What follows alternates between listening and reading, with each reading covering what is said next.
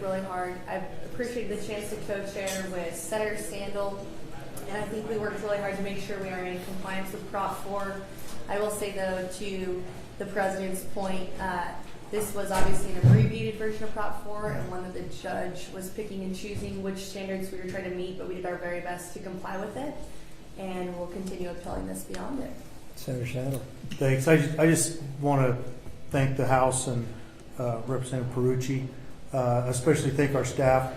You can't imagine how big of a process this is, and it was also made it even more difficult, I believe, because we could not consider and had to be cautious to not consider any kind of partisan data. I went to the extent of asking staff to read through every comment and only allow comments back to the committee that did not include partisan data. That was an extra load for them that typically they're not used to handling, or did it. They never complained, and I want to give them a big thanks. Former House member, now Senator Bramber, anything you want to add? No, I observed the redistricting committee from a distance. I wasn't on that committee, but I will say that I was impressed with how conscientious they were on following everything that was supposed to be followed in Prop 4. Speaker, why don't you clean up if you got it? Well, I'm going to save my comments till the end. All right, all right.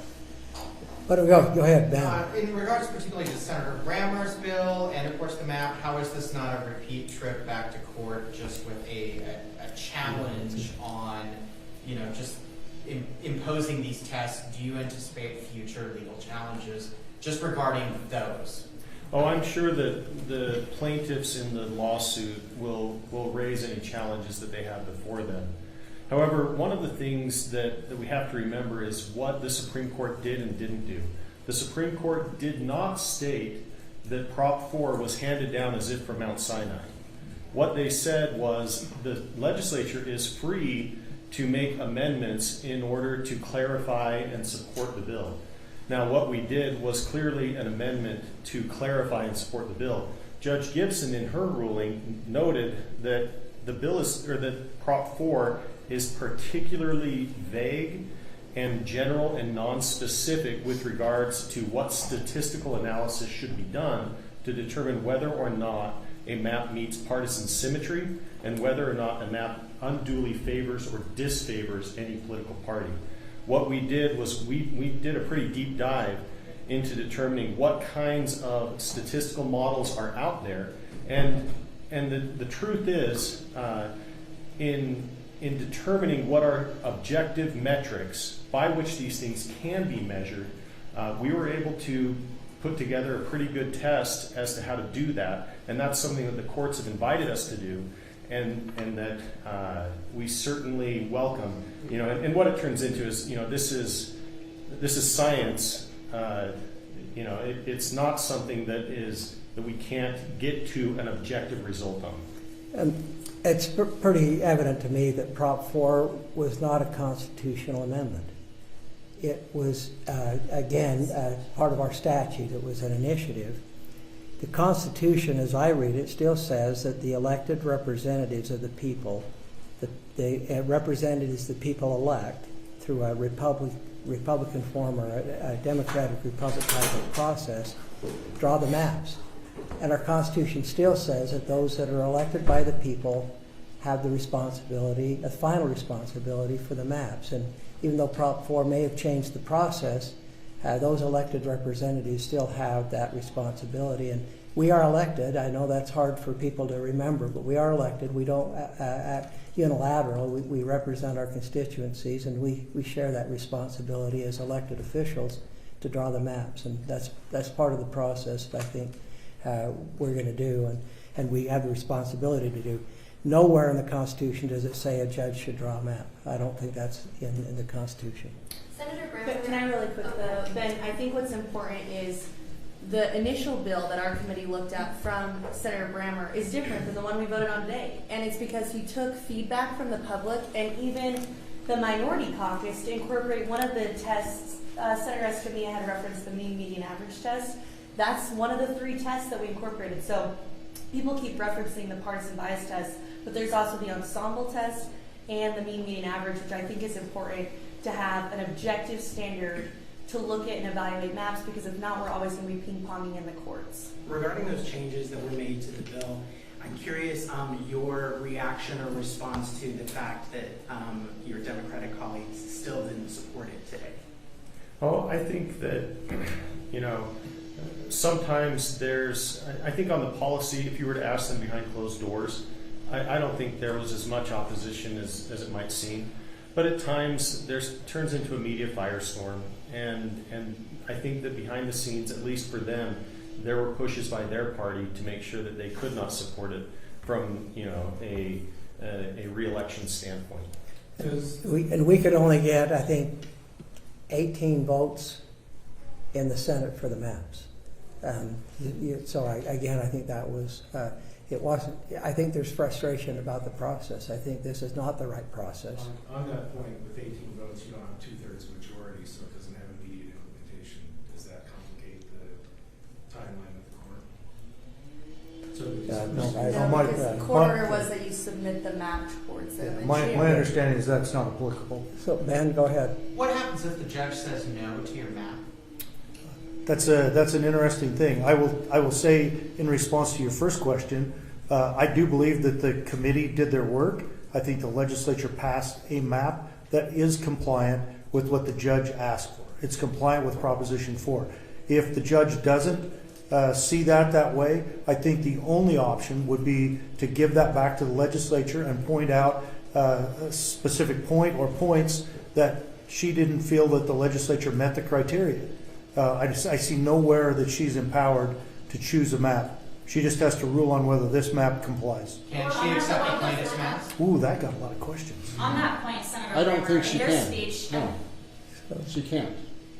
In the Constitution, it clearly lays out in Article 9 that it's the legislature's responsibility for redistricting. And that would, I think you heard Senator Brammer on the floor. I'll go to him and he can talk about what he talked about on the floor. But I think that, again, I'll just repeat what I said earlier, was that I don't see anywhere, having read the Constitution, where it says a judge draws the maps. on that note, in your speech, Senator Brammer, on the ahead of your vote, you used the word malfeasance several times. I'm curious if you were intending to reference possible articles of impeachment, and if that's the case, Speaker Schultz, could you maybe speak to whether there would be appetite for that in the House if the courts and the Lieutenant Governor were to adopt a map not approved by the legislature? Well, I'm happy to talk a little bit about that. In Section 28, it essentially, where this is Prop 4, it only gives one thing that the courts can do. They can enter a permanent injunction, and then it goes back to the legislature. That is all that Prop 4 says that courts can do. Now, as for how maps are adopted, Article 9 is quite specific that it's the legislature. There's no other constitutional means at any point by any other body that a map can be adopted. And if it were adopted, then Article 5 in our Constitution is quite specific that would be a violation of the separation of powers. Now, the House is who is in charge of impeachment. The Senate is not. Now, whether malfeasance in office rises to the level of impeachment, that's always, a matter of debate. But it would not be within either the statutory or constitutional framework if a court or anyone else other than the legislature were to attempt to adopt an amendment. And I think we've tried to respond to the courts. Our staff, and it was mentioned on the floor, Senator Sandel can talk about it too, the amount of effort that has been put forth to try to respond to the court requests that we had. And I don't know if you want to talk about that, but I think we've responded so. From the very beginning, go ahead, Speaker. Speaker, go ahead. I'll just be very blunt. The legislature will do all we can to protect the power given to it in the Constitution, in Article 9. Nowhere in the Constitution does it allow for a judge to be able to pick a map. And we will adamantly defend that to whatever means necessary, I believe. And I think it should be that way. Again, the judge can interpret, but that's not drawing a map. But she can issue a remedy. And her remedy is She can't, but So- where in the so- Constitution does it allow a judge I'm not to? saying in the Constitution, I'm just saying her. Okay, so remedy that's what the should be- judges are should supposed to be do, is invalidation. interpret the Constitution, interpret the statutes. Nowhere in statute or in the Constitution does it give that authority to a judge, an unelected judge. It specifically gives it to the legislature in Article 9. We will defend that position. So does that mean if the judge does not pick map C, the House will be open to articles of impeachment against Gibson? I'm not going to get into what the House is going to do in a theoretical. We'll have to Senator wait. Sandel, maybe you could speak to, on the floor you talked about if this map will forever be, until we redistrict again, will this be the map? And you said something to the effect of, unless the legislature changes the process in between then. Do you guys have plans to kind of solidify that it's the legislature's responsibility, be more clear about that in the Constitution? I think my reference probably had to do more with the process of appeal at this Right. point. And if an appeal were to happen and the new process would be found to be not constitutional or something else, then with the fallback position is the 2021 map. So those are staying on the books and code, because if we went the higher level of courts, then it would revert back to that. Okay, so you weren't saying you're going to change the process legislatively at all? No, at this point, no. Thank you. Senator Sandel, I think, or Representative Perucci, I think if I remember right, in the committee meeting, there was a question was asked to Mr. Trinity if the maps passed the partisan bias test, I think at the time, and at that point, he said they all did. Do we know if map C passes all three tests? Yes, it does. yes, it does. The Democrats map failed all three.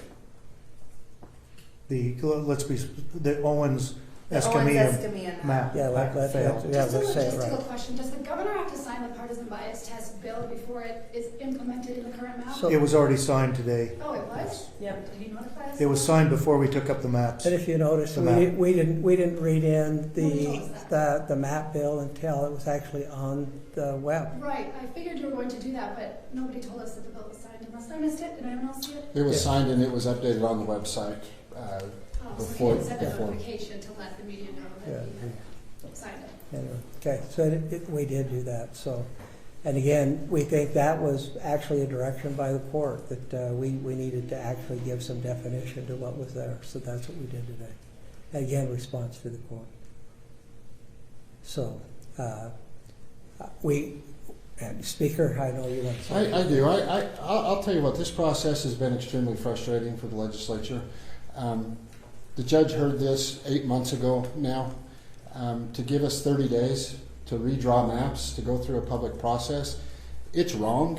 The legislative process is not the easiest process to go through, even when you have the amount of time necessary to take public input, to go through the process.